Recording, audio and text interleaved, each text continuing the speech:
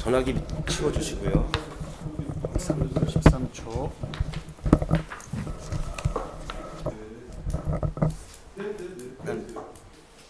셰익스피어 그 햄릿 얘기할 거예요.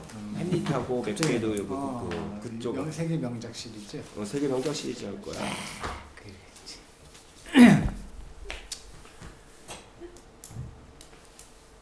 자, 자랑거리지. 이제 2부를 시작하도록 하겠습니다. 2부는 이제 북수동 성당 이후에 북소극장. 소극장. 북수동 소극장 이후에 극단의 어떤 그런 변화라든가 그 이후의 역사에 대해서 한번 살펴보고 이야기를 또 진행하도록 하겠습니다. 아직 북수동 네. 그 소극장에서의 이제 얘기들이 아직 많이 남아 있죠. 그러니까 북수동 소극장이 어떻게 보면 가장 그 극단성의 그 중흥기를 만들었던 시절이었죠. 그러니까 그 중흥기가 나중에 이제 그 수원의 이제 어떤 문화 콘텐츠를 만드는 어떤 토대가 됐었던 거고, 그 북수동 소극장을 하면서 굉장히 그 많은 작품들이 거기서 다 나왔습니다. 굉장히 오랜 시간 동안 10여 년 동안 그 소극장을 지키면서 많이 했었고, 우리 뭐 사회 보시는 우리 표순 씨가 제일 많이 고생한 시기에 그 했었고, 그러면서 그때 했던 그 명작 시리즈, 그 세계 명작 시리즈를 얘기를 안 할래야 안 할 수가 없죠. 그 극단성의 어떤 그 가장 그 자랑스러운 작품들이 있으니까. 그 중에 제일 첫 번째는 이제 오이디푸스 대왕이 이제 그 세계 명작 시리즈의 첫 번째였고, 북수동 소극장에서 두 번째로 했던 게 이제 91년도에 했던 그 햄릿이죠. 표준 씨도 햄릿 참여했었나? 아니 저는 아니 참여 안 했죠. 그러면 햄릿에 참여했던 사람은 저니까 제가 얘기를 해드려야 될 것 같은데, 그 햄릿을 준비한 선생님께서 이제 그 명작에 대한 그 갈증, 그다음에 그거에 대한 공부가 굉장히 필요하셨었어요. 그래서 굉장히 많은 공부를 세계 명작에, 특히 이제 셰익스피어에 대해서 이제 공부도 많이 하시고, 특히 선생님 같은 경우는 어느 한 작품을 선정을 하시게 되면 그거에 대한 공부를 정말 치열하게, 그러니까 옆에서 봐도 정말 대단하다고 할 정도로 공부를 굉장히 방대하게 하시죠. 남이 작품도 보러 다니시고, 책이란 책들은 다 도서관 가서 그것들 다 찾아보시고, 논문까지 찾아보시고 하면서 그 신정욱 교수님, 그 숭실대학교 신정욱 교수님하고 그 영문과 교수님이신데, 그 특히 셰익스피어 번역을 우리나라에서 가장 많이 하신 분이에요. 그분하고 연계를 하시면서 공부를 많이 하시고 이제 햄릿을 준비하셨다가 두 번의 좀 아픔이 있으셨죠. 그 고등학교 학생들을 대상으로 해서 햄릿을 먼저 한번 진행을 하셨고, 그게 아마 화성여상이었나요? 왔었나? 예, 그래서 그 여학교과에서 진행했는데 그거 좀 선생님 성에 안 차셨고, 그 다음에 첫 번째 햄릿을 준비하면서 깨졌어요. 그러니까 뭐랄까, 선생님의 어떤 연습을 하고 있는데 그 마음에 차지 않으니까 그 작품을 준비하다가 중간에 그만두시고, 대체적으로 이제 그 연습을 중단한 상태에서 다시 이제 배역들을 다시 캐스팅을 다시 그 남는 캐스팅이지만 거의 다 배역들을 전부 바꿔서 다시 준비를 하셨죠. 그러면서 그 저한테 3번의 전화를 하셨어요. 선생님이 보통 배우 그 캐스팅할 때 한 번 이상은 제안을 안 하시는데 저한테는 한 3번 전화하셔가지고 결국은 작품에 참여하게 됐습니다. 근데 이 작품이 어떻게 대단하냐면은 지금까지 수원시민회관에서 칠레 그때까지, 지금도 마찬가지예요. 지금까지 깨진 적이 없어요. 깨졌나? 깨졌겠네요. 그 시민회관이 유치원 그 재롱잔치만 하다 보니까 관객 수로는 깨졌을 수 있는데, 그렇게까지 어떤 대단한 그 센세이션을 불러일으키지 못했을 거예요. 그게 수원하고 오산하고 평택에서 3번 공연을 하게 되는데, 수원에서는 꽤 오랫동안 했습니다. 이게 시민회에서 공연했는데, 시민회관 역사상 최다 관객동원. 그러니까 500석이 넘는 객석을 꽉 채우고 1층과 2층에 계단하고 그 무대 앞까지. 그래서 어떻게 하면 배우가 무대에서 공연을 하는데 발 밑에 사람 머리가 있어요. 그러니까 그 어떻게 하면 그 동선들이 무대 앞에 있다가 무대 뒤로 물러날 수밖에 없었어요. 그러니까 바로 앞에 사람 머리가 있는데 괜히 가다가 축구공 찼을 때 사람 머리 찰 수가 있어가지고. 근데 관객이 얼마나 많이 오고 또 밖에 그 로비까지도 관객들이 꽉 차 있어서 보이지도 않는데. 아직도 있나 시민회관이? 네, 아직도 팔달산 중턱에 있었던 건가요? 예, 아직도 있고 봤는데. 하는데 거기 그 로비에까지 사람들이 꽉 찼어요. 그러니까 로비에 있는 사람들은 어떻게든지 보려고 밀고 안에 있는 분들은 답답하니까 팽창되고 그러다 보니까 어떻게 하면 그 공연장에 있는 출입구, 객석 출입구가 터져버렸어요. 박살이 나버렸어요. 그 두 개가 박살이 나가지고 그 정도 관객이 좀 많았어요.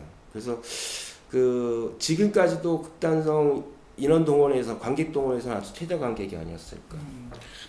완전 한남동 사건 같은 거네 저기. 굉장히 그렇게 밀려서 간 그 거야. 무료 공연이었거든요. 그게 무료 공연이고 티켓 하는 것 때문에 관객이 굉장히 많았어요. 저는 이제 개인적으로 지방에 있는 극단이 그 셰익스피어 작품을 하기가 어려운 거는 그 일단 인원이 많이 등장하고 그다음에 비용, 의상이라든가 소품이라든가 무대 사실 엄두가 안 나는 대작이거든 대작. 네. 그래서 서울에서도 뭐 웬만한 극단 특히 시립이나 이런 데서나 가능한 그런 시도가 아니었나. 그래서 그 무대 장치도 최소한의 장치로 했고 그 다음에 이제 그 의상도 현대 의상을 입었고 대신 이제 특정한 캐릭터를 만들기 위해서 머리형을 좀 많이 바꿨어요. 그래서 저 같은 경우는 그 시절에 염색하는 게 없었거든요. 그래서 저는 이렇게 그 머리 장발로 해서 그 파마를 하고 거기다 노란색 염색을 했어요. 그리고 저희 또 선배 같은 경우는 인디언 머리 있죠. 그 머리 가운데만 쭉 하고 거기를 무지개색으로 염색을 했습니다. 그리고 그 머리를 해갖고 수원시내 포스터를 붙이고 그 티켓 그 홍보처를 돌아다니고 하니까 그 자체가 이제 구경거리인 거죠. 시내 돌아다닐 때. 그 염색하는 사람들이 지금은 염색하는 사람들이 많이 있겠지만 그때만 해도 노란색 머리로 파마한 남자가 있고 그 옆에는 인디언 머리에다가 무지개 머리를 하고 있는 사람들이 다니니까 그것도 하나의 홍보 효과가 있었을 것 같아요. 그래서 그 이후에 보면 그 어쨌든 셰익스피어 작품, 뭐 햄릿, 맥베드 이런 작품들도 하시고, 베케트, 예, 고도를 기다리며, 세일즈맨, 그리고 시랍굴 안티고니, 오이디푸스왕 뭐 이런 작품들을 또 보니까 로미오와 줄리엣도 있습니다. 예, 로미오와 줄리엣도 하고. 워낙 많아서 다 그러니까 담지는 이게 그 선생님이나 극단의 역량이 이제 그 정도 대작도 얼마든지 해낼 수 있다라고 하는 그런 자신감이 있었고. 우리 화성여성 와서 한여름밤 몇 군데 했어. 네네. 이게 그렇게 그 세계 명작 시리즈라는 대작들을 진행을 되면서 선생님이 어떤 그 작품이 스케일이 굉장히 커지기 시작했어요. 그 소극장용 작품 위주에서 이제 스케일이 큰 작품들로. 간탱이가 좀 부어지기 시작해서 이제 국제 쪽으로 가자 이렇게 나오는 거 아니야 그 다음에? 예, 맞습니다. 예, 그게 이제 그 선생님이 하셨던 것들이 이제 그 아비뇽 가는 건데 있는데 그건 아비뇽 가는 건 나중에 하시고 그 다음에 이제 그 시절에 했던 거 시시비비 우리 그 표순 사회자님의 가장 대표 그 작품인 시시비비. 이 작품이 이제 좀 그 사실 사연은 지역 극단들이 이제 거의 다 소멸해가는 과정에서 소극장을 살려보자. 그래서 합동 공연으로 이제 계획됐던 작품이고, 그러니까 지역 연극을 살려야 된다고 하는 그런 생각과 마음으로 그때 당시 극단 한울이라고 인계동 쪽에 있었던 극단이 있었고, 또 소극장을 운영하고 있었고, 그다음에 극단성과 극단성 소극장이 있었고, 그래서 이두 극단이 배우들이 같이 합치고 공동의 기획과 이렇게 기획으로 소극장을 살리자는 기획으로 이제 시시비비라는 작품을 하게 된 겁니다. 그 내용은 사도세자 이야기를 담은 한중록 이야기를 가지고 그게 지금 그 얘기 잘 해주셨는데 그 선생님이 가졌던 생각이 있어요. 뭐냐면 그 지역에 대한 어떤 대표성과 책임감을 좀 가지고 계셨던 것 같아요. 그때부터. 그래서 나만 하는 것이 아니라 나도 힘들고 저쪽도 힘들면 힘을 합쳐서 같이 그 어떤 그 생명력을 유지시켜야 된다는 것들이 있었고, 어떤 그 지역의 연극을 지켜야 된다는 어떤 사명감 같은 것도 계셨던 것이 CCB가 나가 얘기가 되지 않았나. 그리고 이 CCB 이후에 이제 그 지역을 대표하는 문화 콘텐츠적인 작품들이 굉장히 많이 생산되기 시작했죠. 선생님한테서. 예, 그렇죠. 그래서 CCBB를 토대로 아까 우리 선생님께서 말씀하셨지만 어떤 그 세계 명작 시리즈 이런 공연들을 하면 자신감도 생기고 우리 스스로 우리 이야기를 창조하고 우리 지역 이야기를 한번 우리 해보자.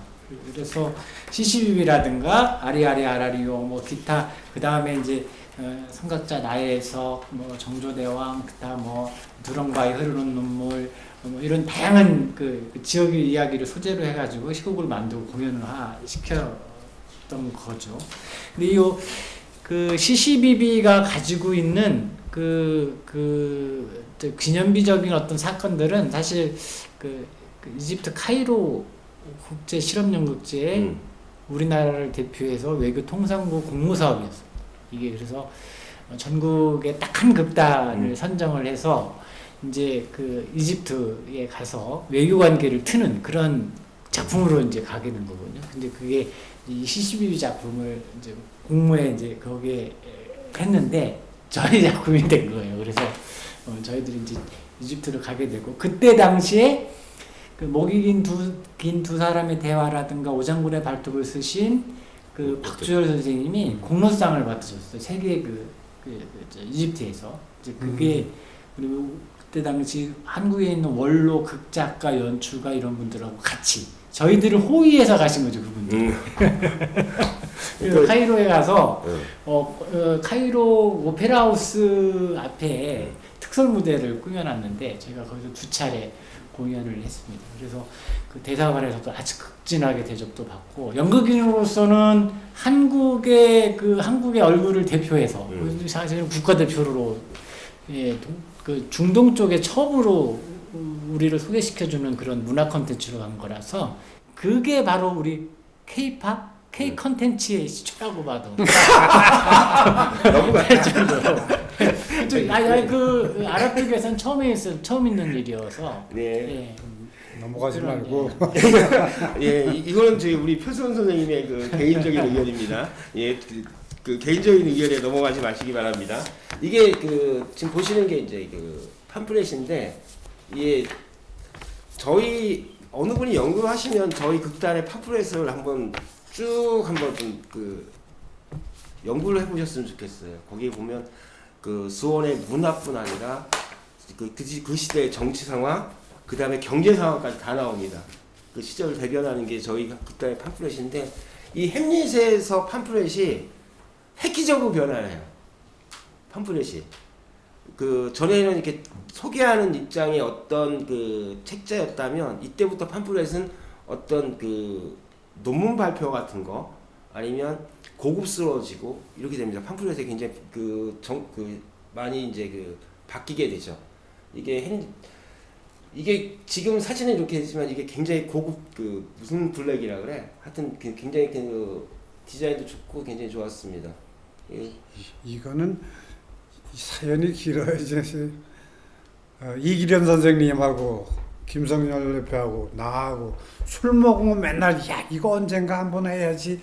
근데 저가 이제 대학교에서 한번 연출했던 작품이고 이기련 아니 고도 또 이기련 선생님도 고도를 했었거든. 근데 그게 좀 했던 게 미심쩍어갖고 이거 다시 한번 이렇게 해봐야 되는데 그렇게 하다가 한 10년 20년 곰사가 갖고 나온 거야 이게 하자 그래갖고. 맞아요. 그때 선생님께서 연출을 안 하시고 배우를 하셨죠. 나는 여기 배우. 사진에 보시면 선생님 사진이 배우 사진이고 럭키라는 역할을 하셨어요. 그러니까 선생님이 배우 하신 게 몇 개 없어요. 그러니까 그 아일랜드하고 그 다음에 이제 그 고도할 때 자신이 하시겠다고. 그 스스로 만족했어. 그 배우를 하면서 아 나도 이렇게 애써서 배우를 해봤다 이런 어디 글에 있던데 여기 보니까. 그리고 요 그러니까- 당시에 그 오주도 선생님이 이 작품을 보시고 자기가 본 럭키 중에 최고의 럭키였다 그렇게 얘기를 하셨다고. 아 제가 여기서 그 포조 역할을 했거든요. 고도로 기자에서 제가 포조 역할을 했는데, 그러니까 그 에피소드 가면 연출이 저 공연 일주일 정도까지도 쟤 잘라라, 나를 자르고 다른 저기 배역을 넣겠다라고 하시던 작품이에요. 그러니까 그때 제가 살이 안 쪄가지고 그 뭐 근데 선생님이 그 뭐죠 그 뱃속에다가 그 보조물 넣고 하라고 했는데 배우로서 도저히 그걸 못 넣겠어. 나는 그래서 버텼죠. 공연 날까지. 그래서 공연을 했던 거고, 재밌는 거는 이제 그 럭키가 선생님이 제 하인인 역할이에요. 제가 이제 채찍질을 하고 내 수레를 끌고 하는 역할인데, 이렇게 됩니다. 분장실에서 나올 때 그 모든 소품을 다 들고 옵니다. 그리고 그 무대 앞에 딱 놓고 소대에 딱 놓고 뒤로 가서 선생님 준비됐습니다. 그러면 그 김성일 선생님이 딱 나오세요. 그럼 저 뒤에 가서 일어나서 라고 제가 그때부터 그 주인 역할을 했죠. 근데 끝나면 선생님 수고하셨습니다 하고 짐 들고 분장실로 들어가고, 요게 이제 그런 재미가 있었어요. 내가 했어도 우리 고도가 뭐 서울에서 뭐저 이명항하고 난 우리 걸도 내가 했으니까 그렇지만 더 치고 싶어. 그러니까 네. 깨끗하게 나온 작품이었잖아. 네. 이때 연출이 이기현 선생님이 연출하셨. 이기현. 예, 이기현 선생님이 연출하셨는데, 이기현 선생님이 미적 감각이 좋으셔가지고 분석력이 분석력도 좋으신데 배우로서 힘들었던 것은 이제 그 줄자 된다고 하시죠. 그러니까 그림을 그리기를 좋아하셨어요. 그러니까 배우가 여기 딱 섰으면 거기서 어느 정도 거리가 딱 있으면 그 자리에 딱 서야 되는 거예요. 그러니까 그게 굉장히 힘들었어요. 딱 섰으면 줄자 되고서 여기야 그렇게 해서 했던 작품이 이 고도였었죠. 그리고 선생님 거기에 제일 불만이, 연출의 불만이 말 안 듣는 럭키. 들이대고. 예. 그다음에 요 다음 작품이 이제 맥베드죠. 그러니까 맥베드 요거 좀 이렇게 이게 10주년 기념이에요.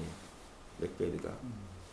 그리고 굉장히 그 어떻게 보면 다이나믹하고 의리지 표준 씨하고 같이 작업을 했던 거죠, 이게. 굉장히 그 이 의상이 그때 나왔던 의상이 그 귀족들이 입었던 의상이 한 벌에 500만 원짜리였습니다. 그게 10벌. 그게 그 지금은 죽은 우리 김태민 후배가 있는데 그 친구하고 저하고 압구정동에 갔어요. 그 디자이너 장강효라는 분이 있는데 의상은 저기 할 수 없으니까 그 거기 가서 어린 그 젊은 치기에 이제 장강효. 근데 어느 날 내가 이제 잡지 보니까 잡지에 있는 그 옷이 너무 좋은 거예요. 그랬더니 야 이거 괜찮지 않냐? 이런 식으로 우리 무대하면 의상 만들면 어떨까 했더니 김태민이 딱 가지 뭐, 가서 안 되면 부딪혀 보지 뭐. 그래서 장강효 디자이너사를 찾아갔어요. 명함 딱 들고, 우리 또 그 김태민 씨가 또 이게 뻥이 좀 셌거든요. 그래서 수원연구 대표하는 극단이고 그 홍보가 많이 될 거다. 딱 그래서 10벌을 무상으로 빌려왔습니다. 그래서 10벌을 무상으로 빌려오고, 그 다음에 저기 그 프로젝터 같은 경우는 저거 서울대학교 럭비팀. 그러니까 럭비팀이 미식축구팀. 네, 서울대학교 미식축구팀이 럭비팀이 미식축구팀이죠. 농대에 있지 않았어 그게? 아니요, 서울 본대 저기 그 본과에 있었는데 서울대 가가지고 저건 제가 직접 그 주장하고 코치님 1대1로 만나가지고 부탁을 했더니 홈케이 빌려줬어요. 그 나는 될까 안 될까 하면서 가면서 했는데 홈케이 빌려줘 프로젝터 하고, 그 다음에 방패는 용접기로 해가지고 그 드럼통 잘라가지고 방패 만들고. 저 작품에서 다친 사람도 굉장히 많고 제가 첫 공연에서 다쳤죠. 첫 번째 공연에 다쳐가지고 맨날 그 눈물 흘리면서 공연했던 게 이 작품이었죠. 다칠 것 같더라고. 너무 세게 했어. 근데 그게 굉장히 다이나믹했고 저때 제가 1인 구역을 했어요. 1인 구역을 하는데 전부 다 그 제가 군대 제대한 지 얼마 안 되고 군대에 있을 때 또 그 시범단에 있고 해서 몸을 좀 잘 돌릴 때였어요. 그래서 전부 가면 가서 첫 번째에서 그 공중제비 그 한 대 맞고 공중제비에서 나가 떨어지는 거. 그다음 이 오토바이 타고 2층 문에까지 왔다 갔다 하는 거. 2층 문에서 뛰어내서 그 사람 죽이는 거. 뭐 전부 다 몸 쓰는 거였죠. 그다음에 그 스턴트맨이네 뭐. 그러니까 다 스턴트예요. 그 제가 재밌는 게 거기서 그 맥다프 부인한테 부인 피하셔야 됩니다. 지금 자객이 오고 있습니다. 자리 피하세요. 그럼 전부 다 도망가겠습니다. 퇴장하자마자 옷 갈고 나가서 그 죽이거든요. 그런 게 이제 그 굉장히 그 했고 작품 중에서 가장 그 스턴트나 아니면 그 몸 쓰는 게 굉장히 많았던 작품이고 저 작품 이후에서도 또 나중에 그 작품 중에서 그 뭐야 그 검투신이라고 할까 이런 것들이 저 다음 작품에서도 많이 나오기 시작했죠. 이게 이제 선생님 주연을 하셨던 세일즈맨의 죽음. 굉장히 그렇죠. 이거 이제 20주년 기념. 이게 아서밀러 작품인데 이 굉장히 좀 딱 우리 김민호 선생님 나이대하고 작품의 나이대하고 가장 맞아 떨어졌던 것 같아요. 맞아 떨어져가지고 그냥 연기 안 하고 그냥 서만 있어도 그 느낌이 그냥 그대로 전달되는 작품이었기 때문에 저도 이 작품을 먼저 볼 때 굉장히 좀 짠했던 것 같아요. 이것도 잘 만들어진 작품 같았어, 그지? 그러니까 그 그냥 선생님이 하고 그 패싱이 가장 적재적했다라고 생각하는 작품이죠. 예. 이게 또 극단성 20주년 작품이죠. 지금 이 시간 지금 연천에서 지금 극단성 40주년 공연이 지금 진행되고 있어요. 지금. 실시간 지금 예, 실시간으로 지금 연천에서 공연되고 있어서 저희 극단 배우들이 여기 지금 오지 못한 이유가 지금 대표님도 그렇고 스태프들도 그렇고 지금 연천에서 공연을 하고 있거든요. 내일은 또 가평에서 공연합니다. 여기 벌써 10년 전 작품이 뭡니까? 20년 전 작품이죠.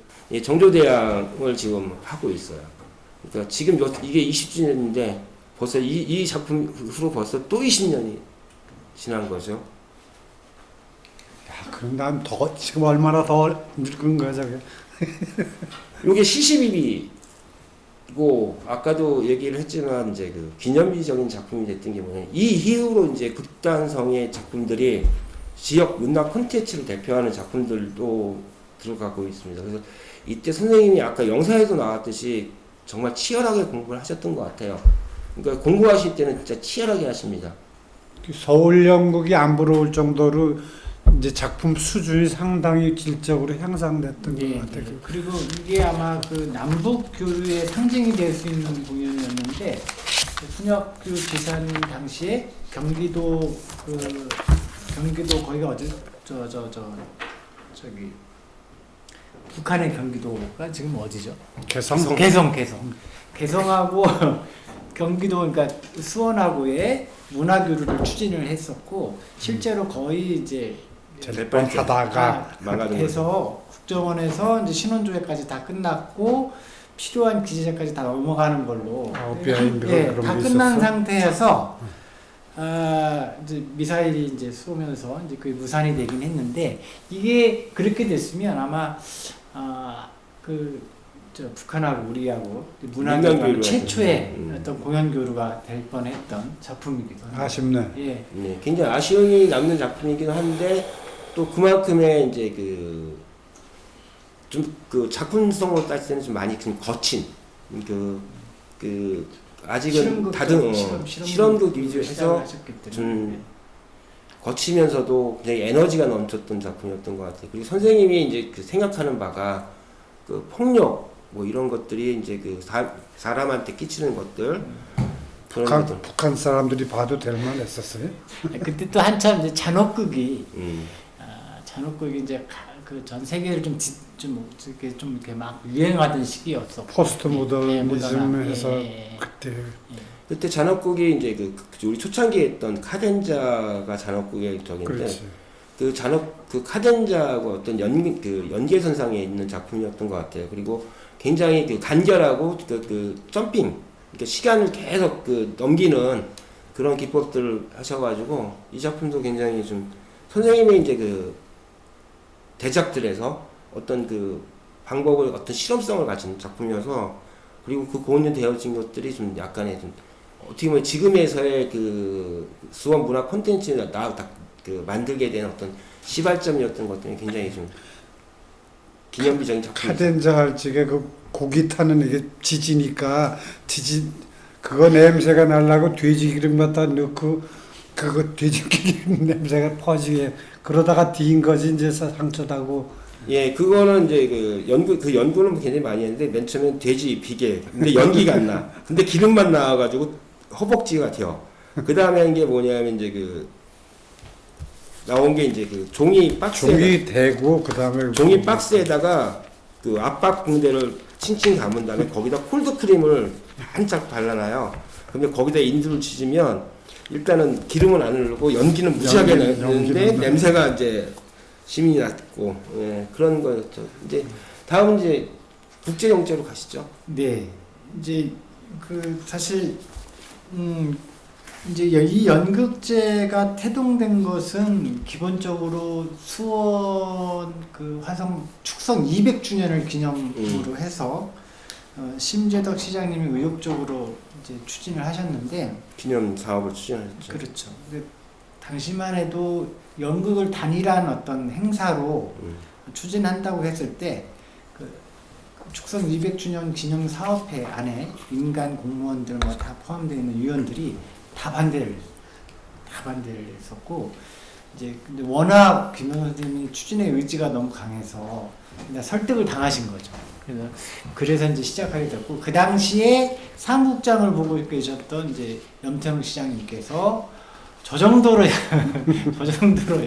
열의를 갖고 계신데 한번 해봅시다라고 해서 다른 위원들을 좀 설득하고 이제 해서 수원화성 국제영재가 이제 시작을 하게 되는. LG가 뭘 준다고 약속했던 거야. 아까 그 필름에 나왔었잖아. 그렇죠. 이제 예산이 일주일을 가서 문 앞에서 기다렸잖아. 그게 그 부분에서 얘기해 드리면 이제 그 전에 이 국제영재 하기 전에 선생님이 이제 외국에 공연도 한번 나가시게 됐고 그다음에 아비뇽에 이제 돈 모아서 자기 사비 들여서 아비뇽을 꼭 보러 갔다 와야 된다고 해서 평생 그게 자기 자신의 어떤 꿈이었어. 그렇죠. 그래서 갔다 오셨어요. 거기서 선생님 말씀에서는 거지 생활하다 왔다 그러시더라고요. 노숙자 생활하다 하셨다고 하셨는데 거기 공연들을 보고 오시면서 생각이 좀 바뀌신 것 같아요. 그러니까 수원이라는 대한민국이라는 작은 이런 것이 아니라 좀 문화의 다양성들을 좀 보고 해보고 싶었던 거죠. 그리고 그것이 이제 지역에 있는 연구하는 사람들이 어떤 생계나 아니면 활동이나 이런 것들에 도움이 될 것이라는 생각에서 정말 자비를 굉장히 많이 들으셨죠. 그래서 수원성 국제 연극제를 만드셨었던 거죠. 그러니까 이게 이제 그렇게 한다고 해서 어떤 효과가 나올지는 아주 미지수였고 다들 모험이고 도전이었습니다. 그래서 막상 이제 국제연극제가 펼쳐졌을 때 국내 그러니까 우리나라 중앙 특히 이제 언론사부터 시작해서 연극계 이런 분들의 반응들이 아주 폭발적이었습니다. 아주 대단했죠. 근데 그 이유 중에 하나는 처음으로 지방자치가 실현이 되면서 민선으로 시민들이 이제 시장을 뽑는 해였고 지방자치를 왜 해야 되는지 사실 그 이유를 잘 모르는 상황에서 그것을 이제 보여준 지방자치가 왜 해야 하는지에 대해서 필요성을 보여준 성공 사례가 성공 사례로 이제 그게 이제 이슈가 된 거죠. 그래서 진보 보수를 떠나서 조선일보, 한겨레, 경향신문 할 것 없이 사설에 나오고 KBS에서 막 중계가 나가고 이럴 정도의 엄청난 그렇죠. 현장 중계가 나갔어요. 예. 이게 그러니까 그 중앙의 문화 권력을 갖고 있었던 분들이 전부 저 뭐지 하고 역으로 이제 수원에 내려와서 관람을 해야 되는데 객석이 없어서 서서 뒤에 이렇게 아니 지켜보게 그 부분 내가 얘기해 드릴게요. 그게 그 서서 구경하지는 않으셨어요. 그래요? 그러니까 그 부분을 하기 전에 그 시절에 제가 그 러시아에 있을 때예요. 그 러시아인데 어느 날 기숙사에 전화가 왔습니다. 나는 이제 집에서 전화 왔겠거니 하고 내려가서 전화를 받는데 선생님이야. 이거더니 야, 뭐 하니까 네 극장 좀 섭외해봐. 유고자파트 그거 유명하잖아. 유고자파트 해봐. 그래서 아니 그 무슨 말씀하시니까 이거 국제잖아요. 끊어.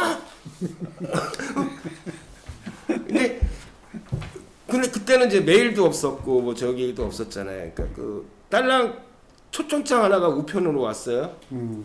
이제 그거를 들고서 이제 그때 이제 유고자파드라는 극단이 좀 세계적으로 좀 잘 나가는 극단이었는데 가면서 그랬습니다. 이렇게 잘 나가는 극단이 수원에 올까? 근데 그때 했던 게 출연료 없어요.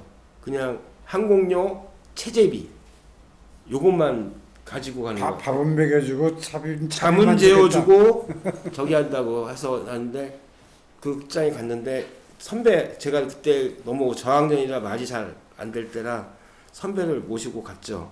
갔더니 바로 며칠 전에 이제 그 극단이 서울이란다 그 저기 그 미국 공연을 마치고 돌아왔을 때예요. 미국 공연을 마치고 이제 공연 준비를 하고 거기 매일 공연을 하니까 레파토리로 공연 로미오와 줄리엣 공연을 준비하고 있는데 그 딱 얘기를 하고 그 초청장을 내밀고 딱 했더니 딱 그러니까 그 발레리 베리코비치가 신발 얘기를 해요. 갑자기 자기 신고 있는 신발. 내 신발이 어때?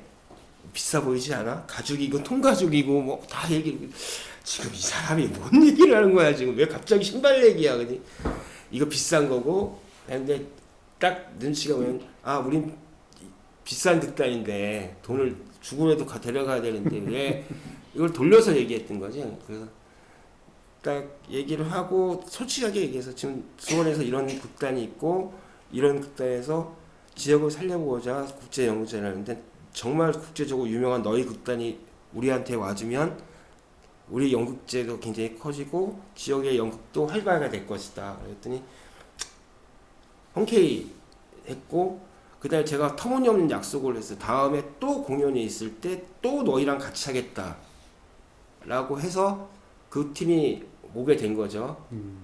오게 됐고 그래서 이제 공연 뭐 미국 팀, 러시아 팀, 일본 팀 이렇게 그 세 개국이 왔어.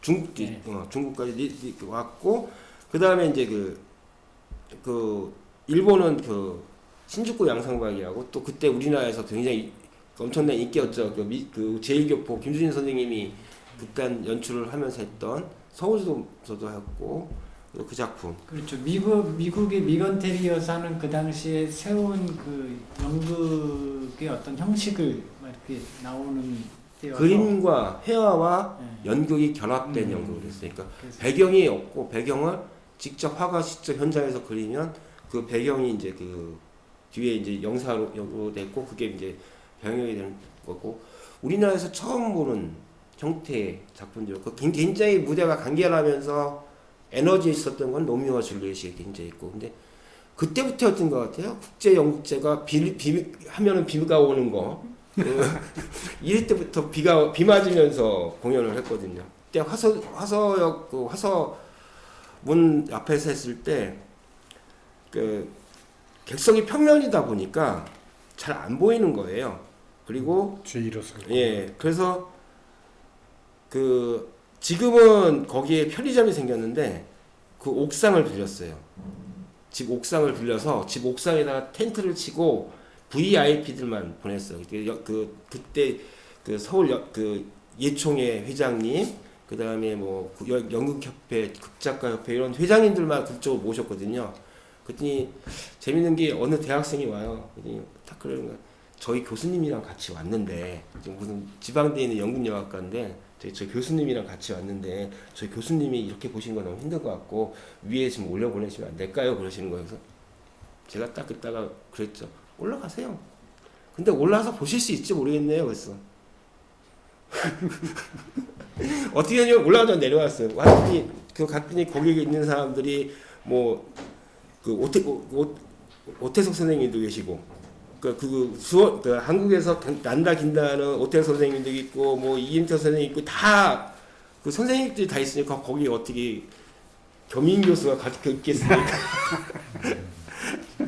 좀 그런 하나의 변화. 그러니까 모든 문화는 중앙에서부터 시작해서 지방으로 내려간다고 하는 그런 공식이 완전히 다른 형태를 보여준 사례이기 때문에 지역에서 뭔가가 새로운 것이 움터서 오히려 중앙으로 확산되는 그런 구조의 어떤 모습이어서 모두가 다 주목하고 요런 게 바로 지방자치 문화가 필요한 거다. 지방자치가 필요한 것이다. 라고 했던 굉장히 센세이션했고 그리고 요게 수원이 그 당시만 해도 그 세계 우리가 그 지금도 보면 수원성이라고 되어 있듯이 수원 화성이 유네스코 등재가 되기 전 97년도에 등재를 되니까 96년도에 이게 붐이 일어나서 97년도에 이제 비로소 이제 그 세계문화유산 지정을 받게 되는데 하여튼 요 그 지정받게 하는 데 있어서도 이것이 하나의 붐을 일으키는데 가령 우리나라 문체부나 뭐 이런 데서는 여기 수원성을 세계문화로서 등재한다고 했을 때 이거 되겠냐라고 콧방귀 남기도 뭐 소도시 뭐 그냥 쉽게 말해서 시골도시 취급을 했는데 뭔가 움트고 변화하는 이런 모습들이 하여튼 그런 영향도 아마 미쳤지 않았을까. 그리고 네. 또 수원에서 그 심 시장님을 비롯해서 그 당시에 그 세계문화유산으로 등재받기 위해서 하셨던 분들은 어떤 자신감을 갖게 하는 어떤 그런 기회가 되지 않았나. 안 돼서 못한 거죠. 그게 그 얘기를 했었는데 지금 거창 국제 영국제가 저희하고 그러니까 그 같아요. 그 시작하는 것과 같고 하는데 일단은 이 국제 영국제를 준비하면서 이제 그 거창에 있는 영국제가 비슷한 시기에 이제 한다는 걸 알게 됐어요. 그래서 선생님이 거창에 내려가셔서 거창 국제 영국제 그 준비하시는 분들하고 그 얘기를 하게 되고 그래서 저희 수원에서 그 공연했던 팀이 거창으로 내려가시고 그리고 이제 교류가 굉장히 많게 된 거죠. 이 거창하고 그래서 굉장히 그 거창하고 교류가 많이 되면서 되는데 운명은 거의 비슷해요. 수원서 국제영국제야 거창 국제영국제 그 다음에 그 춘천의 국제 인형극 페스티벌 요 것들이 이제 민간 주도로 시작을 돼서 국제영국제가 시작되었는데 각 지역에 이제 문화재단이 생기면서 이제 그 주도가 이제 관에 있는 문화재단 형태로 다 넘어가게 되는 이게 형태가 돼버린 거죠. 그게 좀 그럼 경직되지 자꾸 그 안에서. 이게 저희가 4년 정도, 4회 정도를 운영을 했는데 그때가 이제 그 뭐랄까 그 개인이 민간 단체가 그 국제경제를 준비하기는 좀 어렵다라는 거에 있어서 이제 그 사단법인을 만들게 되죠. 그게 그 뭐였죠? 그러니까 이게 이제 국제 영국제만을 가지고도 뭐 며칠 이렇게 얘기할 수도 있는데 이제 대략적으로 국제 영국제가 가지고 있는 의미 이런 게 있고 2회 때부터는 사실 그 재단법인을 만들어서 안정적인 재원이 확보돼야 된다. 이걸 이제 요구하는 게 문화관광부였습니다. 그래서 관광부에서 민간인 최초로 설립을 해줄 테니 재단을 만들어라. 시에 요구를 했고 그래서 시장님께서 그 당시 신주덕 시장님이 본인이 이사를 하시면서 그 10분의 이사 지금 초대 이사장을 하셨던 김동희 박사님 네, 그다음에 뭐 이장호 그 박사님 백성길 기타 의사 병원장급 이런 분들 그다음에 그 변호사 이런 분들 해가지고 10분의 이사들을 하시고 그리고 그걸 가지고 재단법인을 만들었고 그래서 이제 원래 매년 2년마다 하려고 비엔날레 형식으로 광주 비엔날레처럼 이제 그런 식으로 준비 기간이 필요하니까 했는데 안 된다. 이걸 또 마찬가지로 문화관광부에서 매년 좀 해달라. 재단을 하고 자기네들이 계속 재원을 드릴 테니 재단법을 만들어서 그렇게 해서 만들어진 게 수원화성 국제영국제로 저희가 4회까지 이제 그거를 이제 진행을 하게 됐죠. 이제 마찬가지로 이제 재단이라든가 이런 그 절차 이제 그 다음부터 절차가 되게 중요하게 되고 누구를 바라보고 하느냐의 시점이 조금 달라지기 시작을 하게 됩니다. 돈을 주는 문화관광부라든가 이제 뭐 시장님이라든가 이런 분들을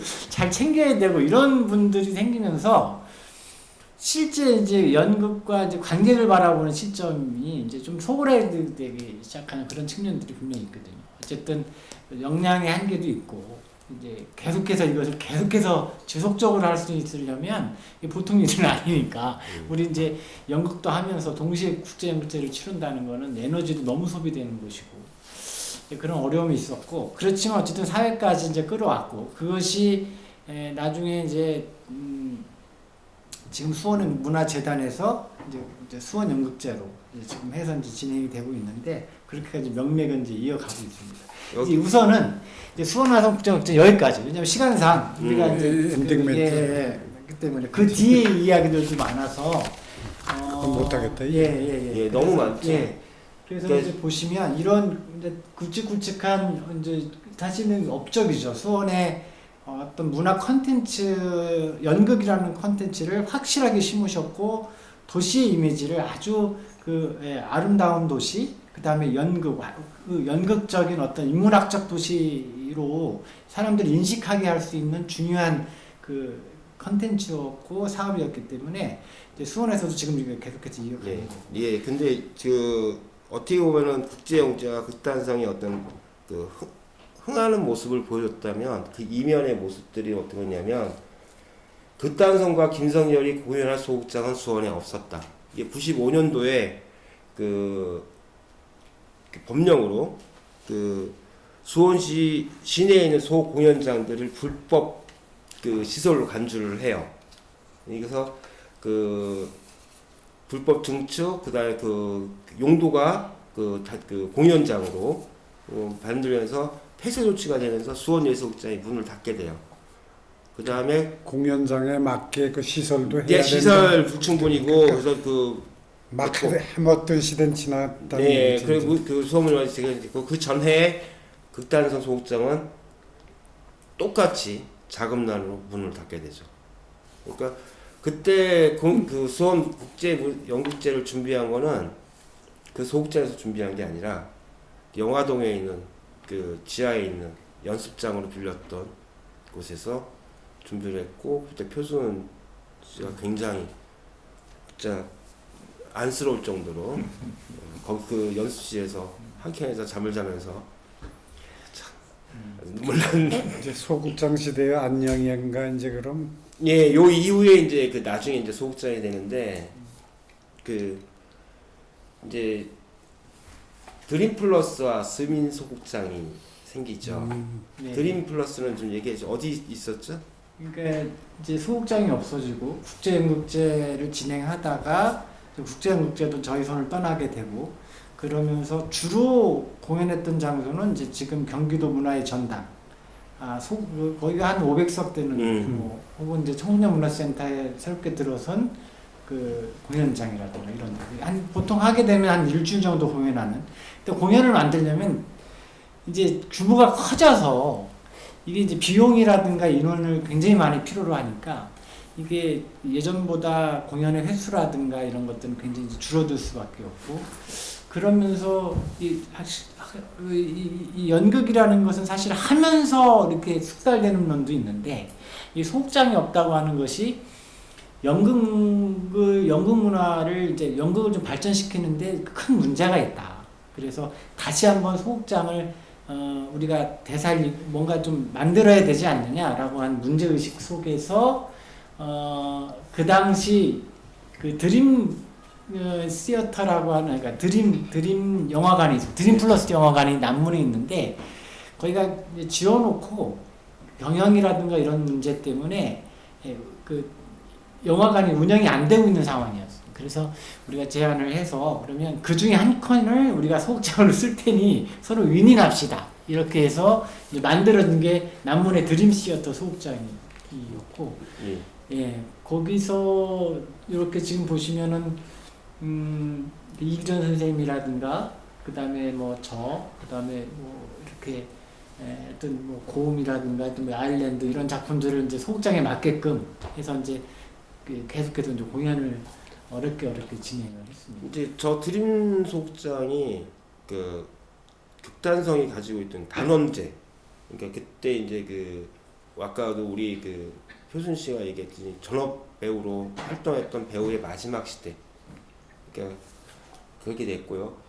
그다음에 이제 그 수원 시민소극장에서 그 마을만 이제 레지던시라고 있었어요. 저기 그 레지던시의 그 지하를 그 시민 성금 받아서, 그러니까 10,000원씩 20,000원씩 받아서 의자 객석을 후원을 받았습니다. 그래서 객석을 후원 받아서 공연장을 그 만들었죠. 그래서 이제 그거 다 없어졌지. 네, 그 건물 철거됐습니다. 철거됐고. 철거됐고요.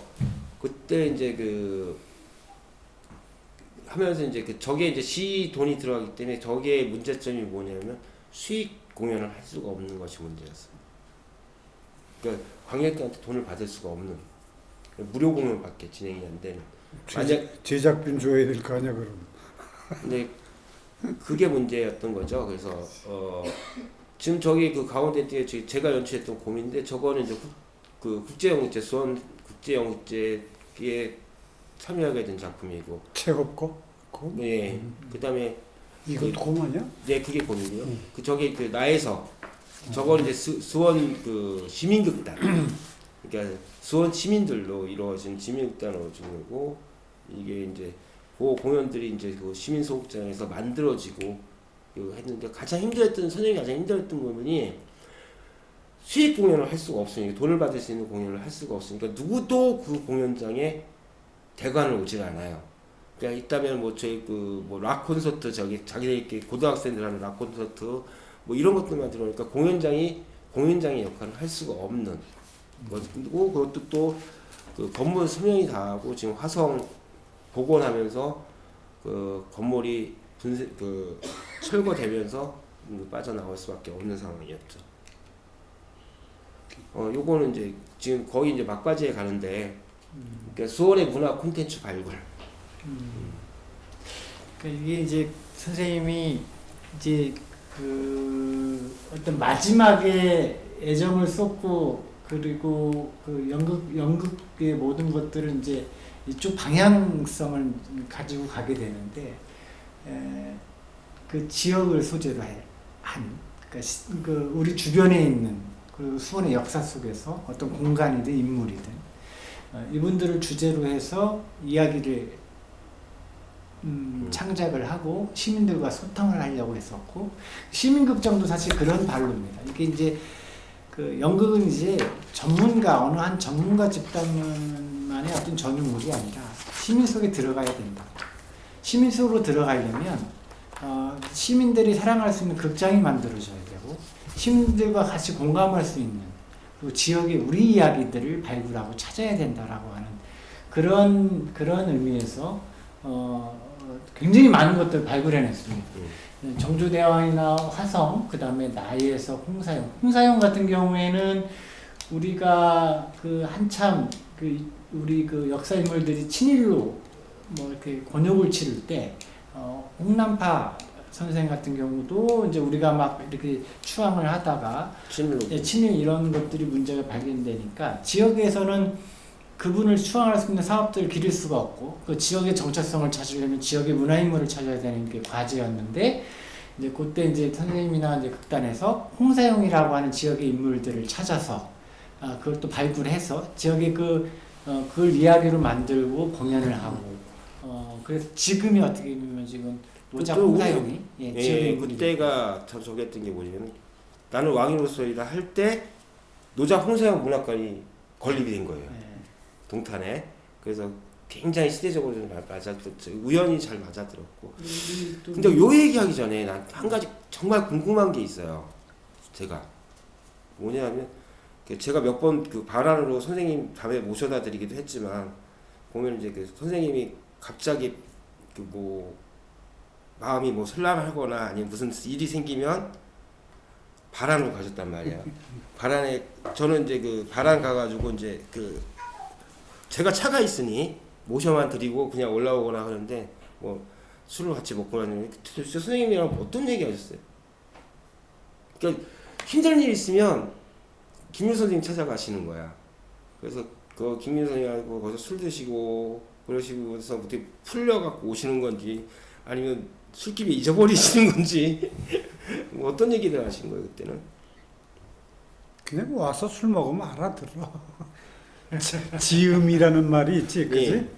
그래서 아유, 저것도 왔겠구나. 속 썩어서 오셨겠구나. 뭐가 나랑 얘기해서 그게 더 나아지냐, 그게 될 것도 없고.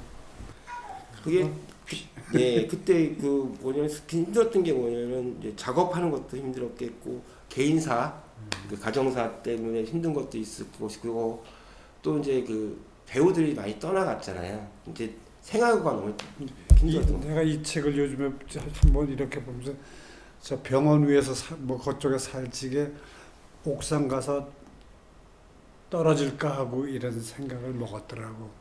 그때 이제 북수동 소극장 옥상에다가 이제 어려울- 거기 울집 어려울 같은 걸 때. 해서 예. 자살하고 싶어서 그냥 그랬던 것까지 나오던데 참 뭐 이제 엔딩까지 네, 해야 네. 될 건데 네, 네. 19년 벚꽃이 좀 질라고 하는 시절에 이제 그 영랑 엄마한테 전화 와서 이 암인데 뭐 그때 이제 완전 대장 직장이 막혔었어. 그래서 변도 못 보고 하던 건데 가망 없다 그러면서 울면서 나한테 내려간다고 그러면서 하는데 그때 제가 선생님 모시고 있을 때인데 선생님 뭐 저는 이제 그 선생님은 일은 하지 않지만 선생님이 어떤 기획서나 아니면 그 기획을 할 때 이제 그 기획 같은 거 컴퓨터를 잘 못 하시니까 그것들을 하는데 갈 때마다 선생님이 나 오늘 설사했어. 그랬더니 야 나 일주일 동안 화장실을 못 갔다. 막힌 건데. 예, 근데 그때 제가 정말 화가 나는 게 제가 아니 병원에 가세요. 병원 가셔가지고 왜 그런지 좀 그 원인을 찾아야 될 거 아닙니까? 했더니 우리 앞에 병원에서 약 주면 나. 그 설사하면 설사약 주고 변비 나오면 변비약 주고 이렇게 되는 거예요. 그러니까 야, 건강검진 한 번도 안 받아봤어. 그래서 그 너무- 영랑 엄마가 강제로 탁 들고 와서 시켰더니 그 나은 거야. 너무 화가 나는 게 그렇게 제가 화를 냈는데도 불구하고 말을 잘 안 들으세요. 자기의 몸에 대해서는. 그래서 정말 안타깝게 그 전에 그 증상이 있을 때 그 저는 그 동네에 있는 병원 원장이 지금 원망스럽거든요. 그 정도 되면 큰 병원 가서 검사를 맡으세요 해야 되는데 참 약 주고 그런 건 좀 너무 그러니까 그게 원망스럽지. 그것이 의사가 안 밑으로 흐르니까 뭐 돌아다니다가도 지리니까 집에 가서 옷 갈아입고 오고 그런 게 막 여러 번 있었는데 이게 병원을 안 간 거예요. 아이고 그러더니 그 봄에서 이제 가을에 간 거지. 그러니까 뭐 3, 4개월 조금 연장돼서 참 쭉 이렇게 훑어보면 이런 사람 없어요. 이제 누가 이렇게 연극할 사람이 없고 과연 이 수원 연극이 저 정도 이러는 것만 해도 참 완전 맨 땅에 헤딩한다는 그 정신이었거든요. 맨날 아무것도 없으면서 하면 되지 뭐 이런 식으로 살아왔던 사람입니다. 대단하셨던 게 그 지역의 인물들을 먼저 발굴하고 그 인물들로 인해서 지역 콘텐츠가 활성화되게 수 있는 어떤 모티브들을 계속 던져주셨어요. 그래서 성균관 유색 이옥도 전혀 알려지지 않았던 사람이고 지금은 그 나혜석 그 문화재단도 있고 하지만 성가자 나혜석도 해서 이 성가자 나혜석 나오기 전에 나는 해석 이런 작은 작품들도 있었거든요. 그런 작품들도 하게 되고 그다음에 아까 영상에서 나왔지만 정조장의 뼈까지 씹어서라도 수원을 문화를 이끌어야 된다 할 정도로 그 수원하고 화성에 대한 애정들이 굉장히 많으셨고 정조 밑에서 이옥이 나온 거예요. 그러니까요. 네. 그러니까 또 홍사용이나 그다음에 누구야 이런 분들의 이야기들을 계속 나혜석이 또 홍사용. 김홍도도 걸린질라고 했었죠. 김홍도도 그렇고 수원의 어떤 연관성을 가지면 그 연관성을 가지고 어떤 우리 스토리텔링을 만들어내시는 데는 아주 기가 막히셨죠. 그래서 그것들을 작품으로 만들어내시고 그리고 어떤 지금까지 연구하셨던 어떤 그 관록들이 나중에 이제 수원의 이제 그 컨텐츠를 만들어내는데 어떤 밑바탕이 되지 않으셨나. 그 배우를 가르치는 데는 최고였거든요. 이 사람만한 걸 이제 롤 모델로 삼고 다음 연구 후계자들이 계속 나왔으면 좋겠네. 엔딩 해봅시다. 예, 네. 이제 마지막으로 사실은 그 김선생님이 이제 장르별로 보면은 장르가 이제 뮤지컬 쪽으로 이제 바뀌셨죠. 한참 흘렸죠. 예, 이제 그렇게 이제 집중을 하셨고 또 모든 작품을 뮤지컬화하는데 애정을 많이 쏟으셨습니다. 그래서 저는 이제 그게 이제 어떻게 보면 관객에게 다가갈 수 있는 연극을 그 어떤 전통 연극에서 뮤지컬화했다고 하는 것은 관객에게 조금 더 이게 영상이 너무나 압도적이고 이런 시대에 과연 연극으로 관객에게 감동을 주고 뭔가 연극이 살아남을 수 있을까 이런 고민을 많이 하셨던 것 같습니다. 그래서 뮤지컬화 예. 하려고 했던 것이고 그래서 앞으로 이제 우리가 수원 연극이 조금 더 다시 살아나고 뭔가 부흥기를 다시 만들어낸다면 어떤 역할들이 필요한지 또 어떤 거를 해야만이 어떤 그 선생님의 어떤 그 유지나 연극의 정신을 이어갈 수 있을지 이런 것들을 좀 말씀해 주시면서 이렇게 마무리를 해가면 어떨까 싶습니다. 좀 뒤에 그 선생님 그 돌아가신 다음에 얘기들이 있어서 그 부분 더 짚고 가야 될 부분들이 있을 것 같아요. 이게 지금 선생님이 이제 지독하셨던 게 뭐냐면 병원에 있으면서 연출하셨던 작품이에요. 저렇게 병원에 진짜? 예, 병원에 이제 그 있는데 마지막 그 작품을 노장 홍상문학관에서 천막 단막극제의 마지막으로 연출을 마지막까지는 못하셨죠. 사실 병원에 입원하셨으니까 바로 입원하실 전까지 그 유고 연출작으로 저거 하셨고요. 그 지가 이제 형이 가서 좀 해줘요 해서 저거 한 거야. 네. 내가 가서. 예, 마지막으로 선생님께서 그 마무리 해주신 거죠. 그래서 그다음 공연하는 걸 본다고 했는데 영나가 뭐 어딜 가냐고 끌어가서 보진 못했어요. 그리고 2019년도 9월 24일 날 선생님 돌아가셨죠. 그리고 지역에 그 명망 있는 문화 그 다음에 어떤 그 시민사회 단체 분들이 이제 직접적으로 장례 위원장을 맡으셔서 그 장례를 치렀고요. 요거는 이제 그 이호연 작가라고 그 수원에 있는 선배님 작가시고 차진환 작가님께서 그 이호연 작가님과 작가들 그때 레지던시에 같이 있던 작가분들이 만장을 써주셨어요.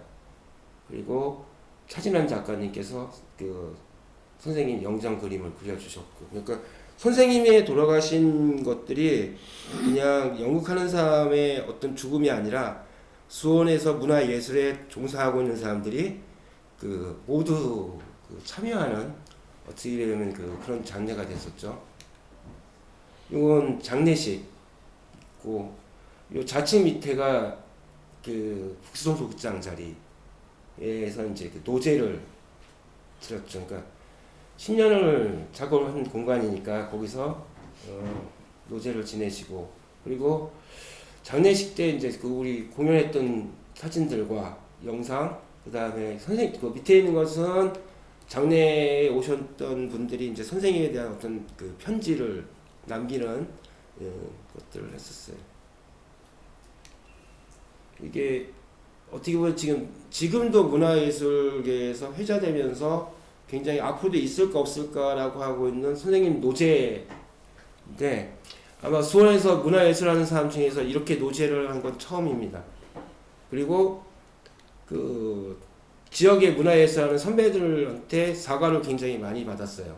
무슨 사과를 많이 하냐면 우리가 못했던 거, 자기 선생님들 돌아갈 때 못했던 것들을 그 연극하는 사람들 해가지고 자기들이 굉장히 미안했다라고 하는데 이게 그 선생님이 정조대왕을 공연했던 선생님이 가장 사랑했던 그 화서문역 공간입니다. 거기서 했고 여기 그 삼토의 이성호 씨, 그 다음에 한국무용가 유건영 씨가 이제 그 살풀이하고 그다음에 상효소리를 해주셨고, 음향은 이제 선생님하고 일을 많이 했던 선미음향의 박수홍님께서 무료로 음향 장비를 갖고 오셨고, 극단 우체통의 공인식 감독이 여기 행사를 거의 이제 그 미리 이제 그 장례 하신 분이 준비를 할 수가 없으니 새벽에 일찍 나와서 그 장례 준비를 다 해줬고요. 그 마음센 정신재활원이나 이런 데서 저희 도움을 많이 주셨습니다. 이 행사를 할 때 예산이 0원입니다. 돈이 한 푼도 안 들어갔어요. 전부 다 그 자원에서 해주시고, 그 자원에서 춤을 춰주시고 해서 가지고 이런 행사들을 진행을 할 수 있었어요. 그리고 이건 앞으로도 있을까? 그래서 저도 그 부러워요. 저 죽었을 때 이렇게 해줄 사람이 있을까? 그 정도로 일단은 기억을 하게 했습니다. 그리고 이거는 이제 가평에 있는 선생님이 낙향하시려고 했던 그 현리 이야기라는 사모님의 카페 전경이고요. 이건 선생님은 나무 밑에, 선생님이 정말 좋아했던 나무 밑에 수목장으로 이렇게 땅속으로 이게 저 정환이 아니야? 맞고, 그 사진 저 안 갔다고 하셔가지고 저 사진 골랐습니다. 저기 접니다. 네가 너 아니야 저거. 접니다. 접니다. 제가 저 땅 제가 팠습니다. 너무 그러지 마세요. 이게 이제 그 끝난 게 아니에요. 선생님이 돌아가신 지 벌써 4년이 지났습니다.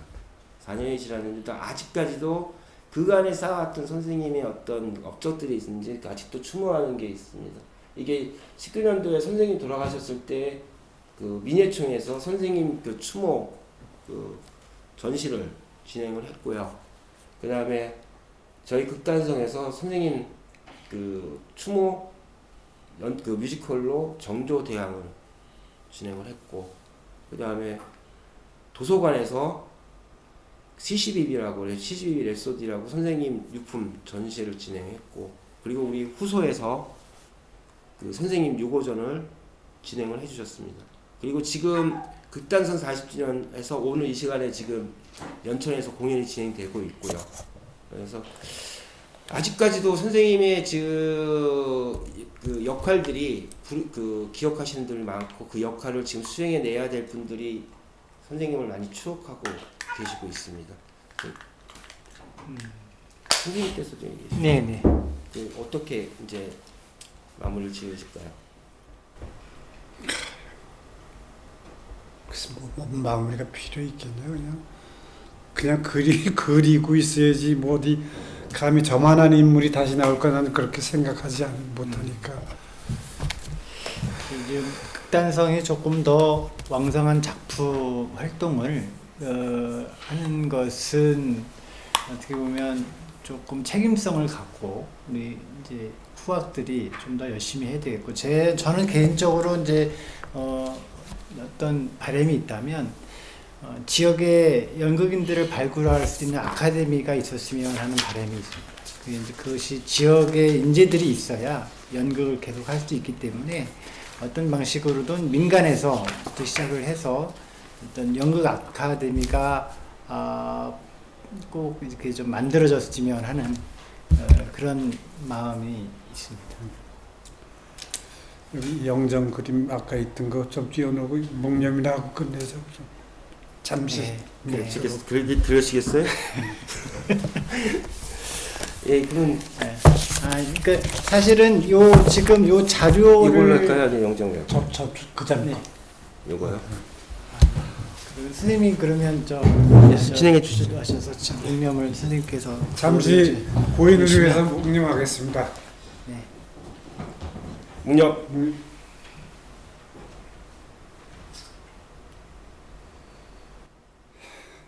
바로. 네. 감사합니다. 네.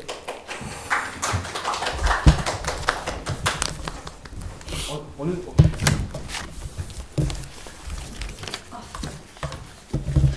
어이씨.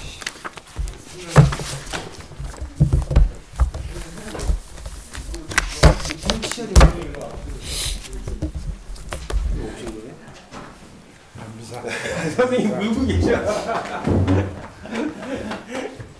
여기까지 같은 새끼. 인영 씨, 이리 와. 네네 여기 불. 아유 우리 지부장님 오셨습니까? 아, 지장님만 말씀 찍어야 돼.